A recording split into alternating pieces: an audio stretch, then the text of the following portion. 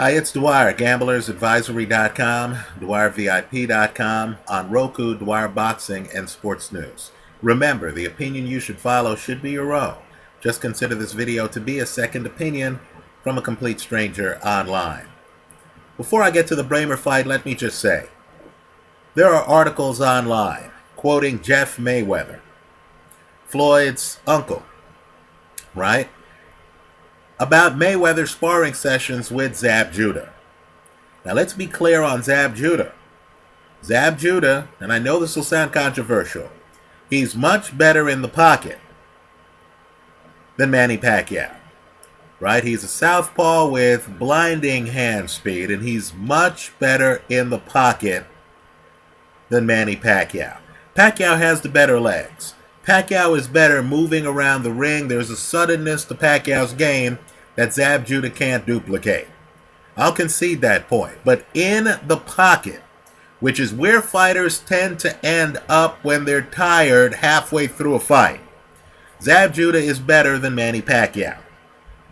Now, according to Jeff Mayweather, his nephew, Floyd, completely destroyed Zab Judah in sparring within the last few days. Destroyed him. According to reports, Judah actually quit. He was getting beaten up that badly. What you need to make note of is that if Floyd and Manny Pacquiao end up in the pocket together, right, Floyd's going to be dominant.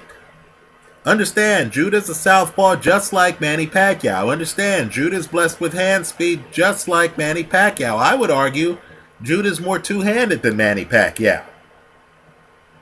Right? So just understand, the dynamic on the fight likely is going to have Floyd chasing Manny because Manny won't be able to stay in the pocket. Floyd's going to be aware of all the angles. So I'm expecting major fireworks in this match. Just understand, though, that the chances of Mayweather getting a stoppage have increased because of his crispness against southpaws in training. Let's shift gears. By the way, just pay attention to the camps. There's going to be an ebb and flow. Right? These opinions are going to change over time based on how the results change in training camps. Certainly, if we heard that Zab had knocked down Floyd, then the odds on Mayweather would have decreased. Right? Here we're finding out the opposite. You need to understand that right now, right, a month and a half before his fight against Manny Pacquiao, Floyd Mayweather is crisp in sparring against southpaws. He already is much better in the pocket than Manny Pacquiao.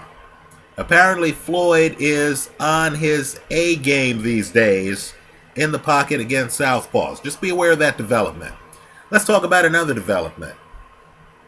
Ever since I saw a fighter named Michael Nunn, who truly was a great fighter, ended up losing his title to James Toney, another great fighter, I've been very impressed by the work of Joe Goossen. Joe Goossen, in my opinion, is one of the best trainers in boxing. Right?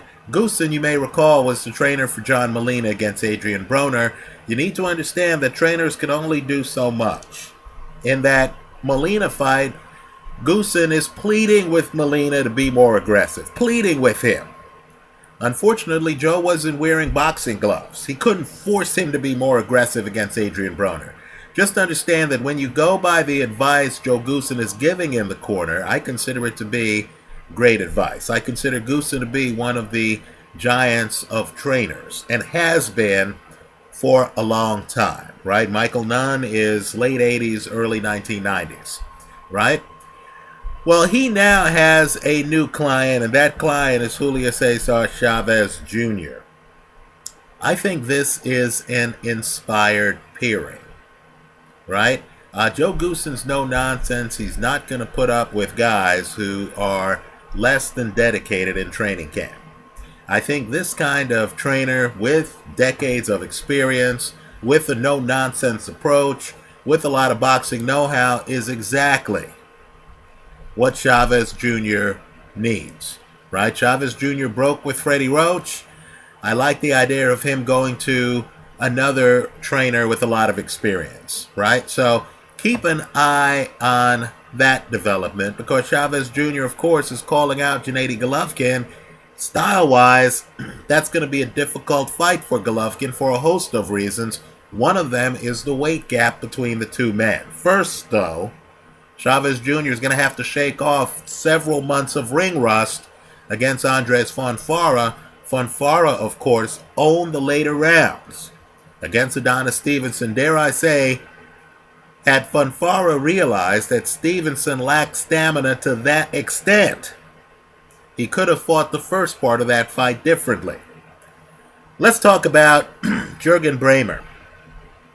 You know, when people think of the light heavyweight division and they think of punchers, right, immediately Kovalev, Jean Pascal, Beterbiev, those names come to mind, right? Those are the names that pop into the consciousness. You have a champ at 175 pounds right now, Jurgen Braehmer, for the pronunciation crowd out there, right? Who has a greater than 70% KO ratio. Folks, he's 36 years old. That's a better than 70% KO ratio late in his career. Now, if you look up his amateur background, you're going to find out that this guy was the man as an amateur. Right? He's the man as an amateur.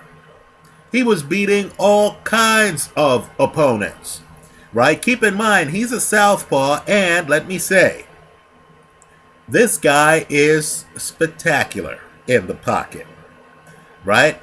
If you want to see a crisp counterpuncher on par with Floyd Mayweather, I would encourage you to look at this guy. He's crisp. Right? He can just counterpunch you to death all day. Keep in mind, he's doing it with power. Right? His KO ratio is much higher than Floyd Mayweather's. Right? He doesn't have Mayweather's level of quickness or Mayweather's legs. Right? But this guy is a major technician in the pocket. Now, he's had problems outside of the ring. You want to look those up. He's one of these guys who, immensely talented, then pursued the wrong path for years. Now has gotten his life together. Right? You know what? He should be on your short list as the best at 175 pounds. I don't know who wins a fight between him and Kovalev. Right? I'd probably bet on Braehmer, because Braehmer has much more experience than Kovalev. Right? Much more experience. Now, I've posted in my favorites here online the last round of a great fight, him beating up Robin Krasniqi. Right? Now, what I want you to see in that last round is that Krasniqi, and I know I'm butchering pronunciations. That's just one of the curses I have to live with, right? But understand that Krasniqi is the better athlete. He's not the better boxer. You're going to notice that Jurgen, when he wants to, can throw a very straight left hand. Right? You'll notice that Jurgen actually is two-handed. The punch that ultimately drops Krasniqi, has him go across the ring and hit the ropes, is actually a right hand. It's not a left hand. It's a right hand. Right? You're going to notice that Braehmer has great footwork. Right? His feet are always like this. Right? He's out of a southpaw stance. His feet are always like this as he follows you around the ring. Right? Not a lot of wasted energy with his feet. He's always in position to throw punches. Right? What's interesting in that last round is, in my opinion, he's losing the last round against Krasniqi. But then his technical skills take over. As Krasniqi opens up, he's a counter-punching sharpshooter. Right? Braehmer's just hitting him with crisp counter-punches. Finally, they start to have an effect. When he drops the right hand on Krasniqi, Krasniqi's just not prepared for it. Right? Now we have talk that Nathan Cleverly might drop down to 175 pounds to fight Braehmer. You've got to be kidding me. The day that fight's announced, you need to run to your bookie and say, please, what can I put on Jurgen Braehmer? Right? Understand, Cleverly is the superior athlete, just like Krasniqi was. But Cleverly likes to linger in the pocket. Right? In the pocket, he has no chance against Braehmer. None. Right? Cleverly will throw more volume than Braehmer. Right? He'll look flashier doing it. Boxing's about substance more than anything else. Braehmer's going to be the one landing the crisp counters. Braehmer's going to be the one making the adjustments. Braehmer's going to be the one deciding whether he wants to hit you hard with the left hand or whether he wants to hit you hard with the right hand. Right? Braehmer's going to be the one throwing, nice little hooks to the body. Now you factor in the fact that Cleverly had problems making 175. Big time problems. Right? That's why he fought Bellew at a higher weight. In part because Bellew had problems making 175. Right? But understand, it's a recipe for disaster. When a fighter who's had problems making weight gains weight to fight at a heavier weight class, then tries to lose weight to get back down to the weight class where he wasn't comfortable in the first place. Right? Keep in mind, too, in that Bellew fight, Bellew eventually gets Cleverly up on the ropes. Right? Nathan Cleverly, to me, didn't know what to do up on the ropes. In other words, up close, Cleverly's game falls apart. Right? Now, years ago, here online, after he got beaten up by Kovalov, I made the suggestion that Cleverly needed to think about a different profession. That he could be an exciting fighter, but I didn't think he could be championship level. There's only so much you can do without punching power. Right? My point is, hey, it's better to leave the sport of boxing too early than to leave the sport of boxing too late. When you start getting hit and roughed up like Cleverly's been hit and roughed up in fights, then it's time to get out of the sport. Right? Cleverly has continued to fight.